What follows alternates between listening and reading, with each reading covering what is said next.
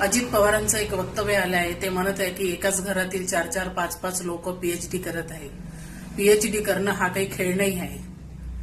जसं की 10वी नापास किंवा 5वी फेल नेता बनून जातो, तसं पीएचडी हा 10वी 5वी फेल असू शकत नाही. हा मेहनतीनं मास्टरची डिग्री पास करतो, त्यानंतर एंट्रन्स एक्झाम देतो, त्यानंतर तो अभ्यास करतो, त्यानंतर एंट्रन्स एक्झाम झाल्यानंतर त्याला कुठे तिथे चान्स मिळतो आणि रात्रंदिवस मेहनत करून ती परीक्षा पास करण्याच्या ध्येय त्यामध्ये गाठतो. आणि त्याचबरोबर अगर पीएचडी करणारा विद्यार्थी किंवा पीएचडी करणारा व्यक्ती हा देशासाठी चांगला असतो, तो एक सुसंस्कृत शिक्षक बनतो, त्याचबरोबर एक वैज्ञानिक बनतो, त्याचबरोबर देशामध्ये जे संशोधन असतं ते पीएचडी वालेच लोक करतात.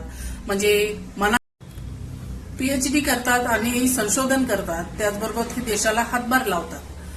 आणि हा त्यांना जो पैसा दिला जातो हा कोणाच्या कृपेवर नाही, तर संविधानिक रीतीनं त्यांना पैसा दिला जातो.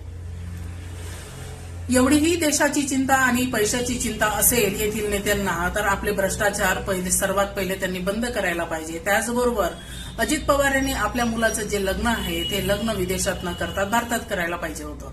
त्याचा मूळ मुद्दा असा की भारतात जर केलं असतं तर येथील काही लोकांना रोजगार मिळाला असता, त्याचबरोबर येथील ते पैसा जो आहे हा भारतातच राहिला असता. चला असो, प्रत्येकाचा वैयक्तिक प्रश्न आहे, पण शिकण्यासाठी जर आजकाल असं बोललं जात असेल नेत्यांचं, तर आपण विचार करण्याची फार गरज आहे. त्याचबरोबर जर बघितलं आपण तर शाळा बंद झाल्या, वृक्षतोडी झाली, त्याबद्दल कोणीही बोलायला तयार नाही. म्हणजे प्रश्न विचारणाराच मुळात नको.